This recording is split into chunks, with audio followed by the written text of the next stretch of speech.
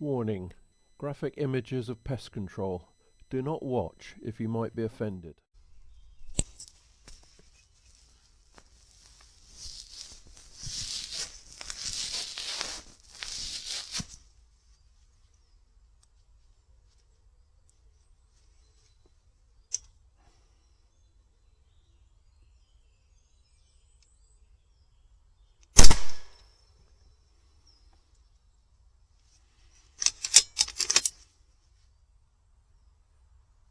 This feeder is stocked with peanuts. I filled it a week ago and it was empty when I went to visit it yesterday, so I refilled it. I was hoping the squirrels would be back. They usually don't take too long to check out after a refill. Nice to see that they haven't managed to tear the feeder to pieces. The wire mesh on it seems to be doing the job.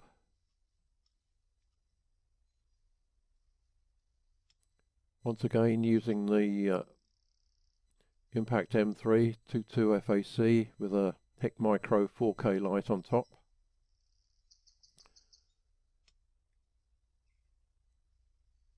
The only change I've made is that I have drilled a hole in the front lens cover, 8mm diameter, so that I get a much better depth of field.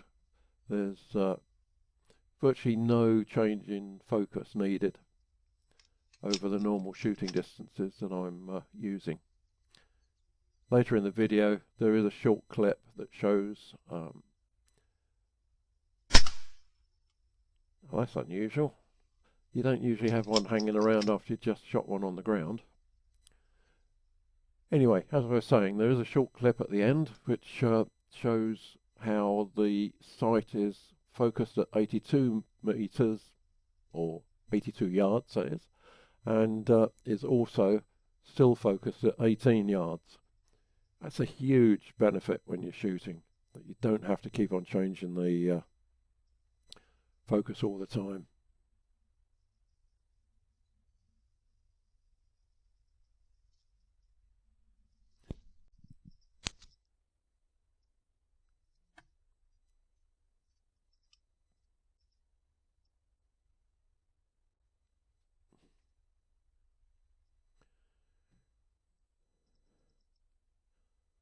The total of squirrels I've shot in this wood over the last 4 years at the end of these two sessions is 791, which just gives a good idea of how many are in the woods at any one time. From what I understand, they breed twice a year, and as I have on average 6 pups, I think they're called, you can see that the numbers build up very, very rapidly.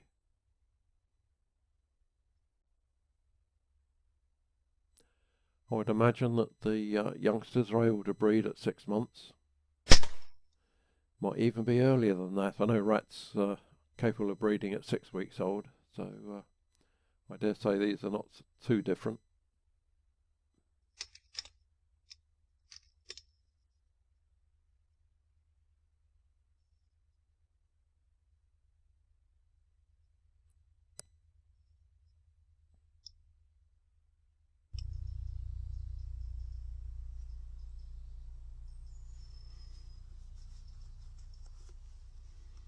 Gonna have to get the strimmer out again. I was going to cut more back, but unfortunately the battery ran out, so I didn't get quite as much done as I wanted. I'll have to go over in the next few days and take the nettles back a bit further.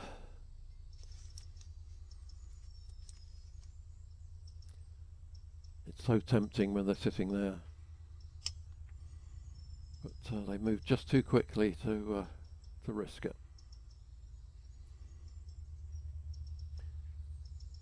I've been having a good chew at that log that I put up for them to get easy access.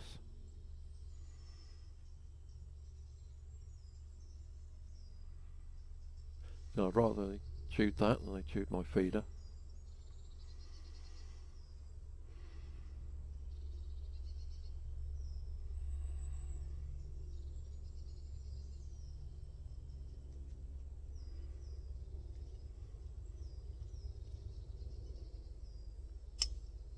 I love the way they move. They're so agile.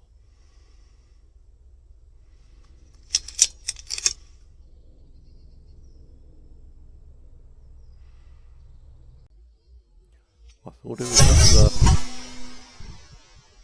a worthy squirrel shot to see in slow-mo. 58 foot-pounds certainly knocks them back.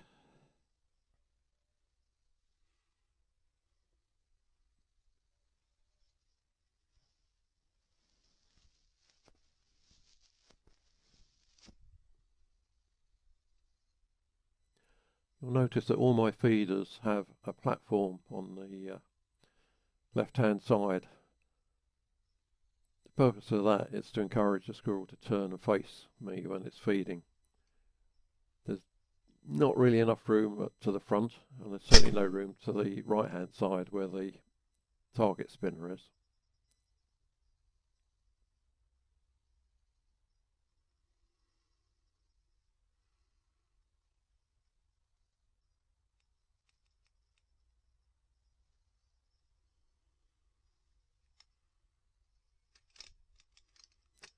Fairly typical movement. Front end of the squirrel's floppy, so a headshot, it's an instant kill. That's just nerves kicking around at the back legs and the tail.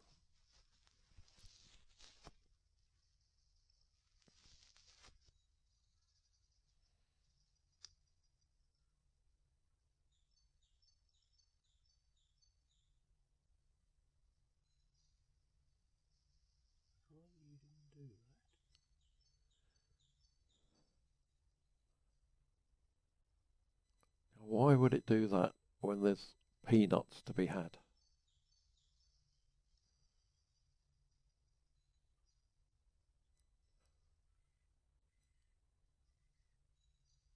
I got a bit impatient here. Took a shot that I shouldn't have taken. Missed it just over the top.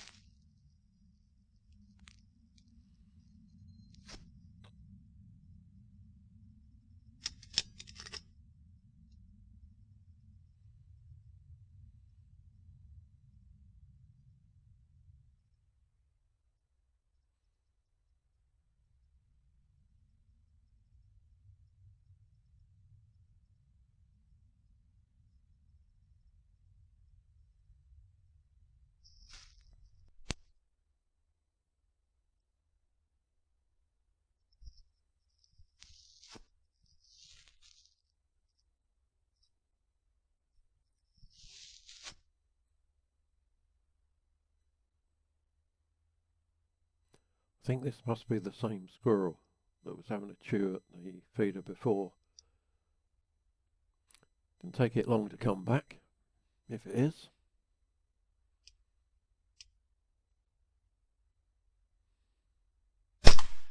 Won't be chewing at the feeder again anyway.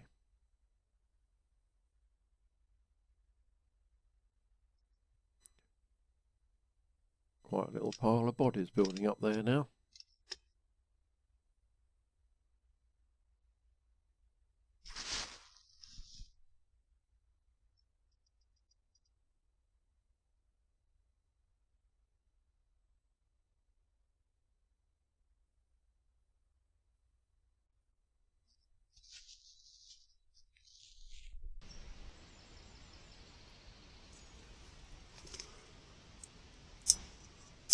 This is the second day.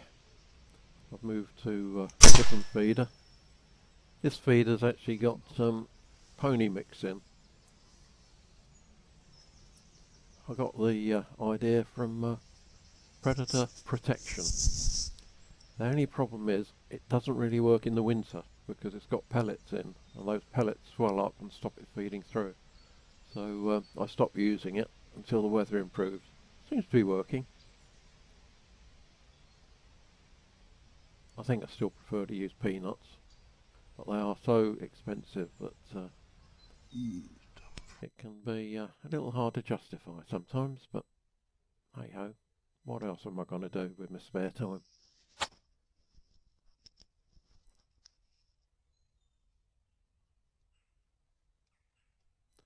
That one definitely knows I'm there. It's looking straight at me.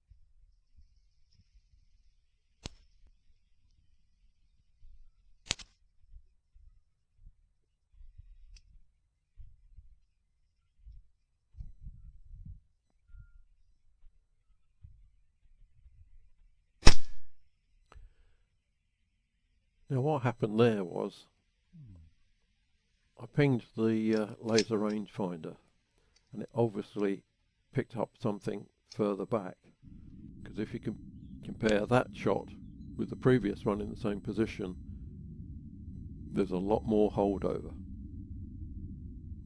So it just skips over the top of its head. Often see muntjac when I'm in the wood. It's nice to see them. The deer stalking is actually let out, so I don't get to shoot these, but they are very good to eat.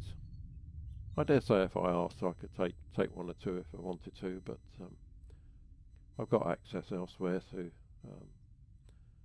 deer stalking if I want it.